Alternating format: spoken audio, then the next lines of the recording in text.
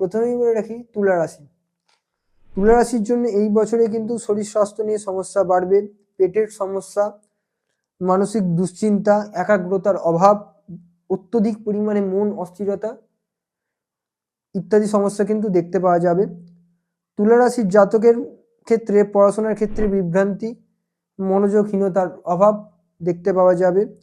উচ্চশিক্ষার ক্ষেত্রে কিন্তু উন্নতির যোগ দেখতে পাওয়া যাচ্ছে, অর্থাৎ প্রাইমারি এডুকেশনের জায়গায় কিন্তু একটু প্রবলেম থাকলেও উচ্চশিক্ষার ক্ষেত্রে কিন্তু যথেষ্ট উন্নতির যোগ দেখতে পাওয়া যাচ্ছে। উচ্চশিক্ষা এবং কর্মক্ষেত্রে ভালো উন্নতি দেখা যাবে। যারা খুব গুরুত্ব বা একাগ্রতার সাথে পড়াশোনা করবে তাদের কিন্তু এই বছরে অসাধারণ ফলপ্রাপ্তি ঘটবে। ব্যবসার জন্য এই বছর খুব একটা শুভ নয়। যে কোনো ব্যবসার ক্ষেত্রেই এই বছরে কিন্তু সিদ্ধান্ত সঠিকভাবে নিতে হবে, নচেৎ কিন্তু লোকসানের দিকেও কিন্তু যেতে পারে। যে কোনো প্রথম কাজে কিন্তু এই বছরে বাধা বিপত্তি, ব্যর্থতা, অনেক রকম সমস্যা কিন্তু দেখতে পাওয়া যাবে।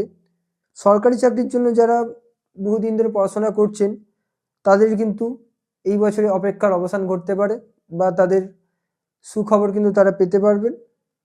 প্রেম জীবনে ভুল বোঝাবুঝি বৃদ্ধি পাবে, নতুন সম্পর্ক হতে পারে।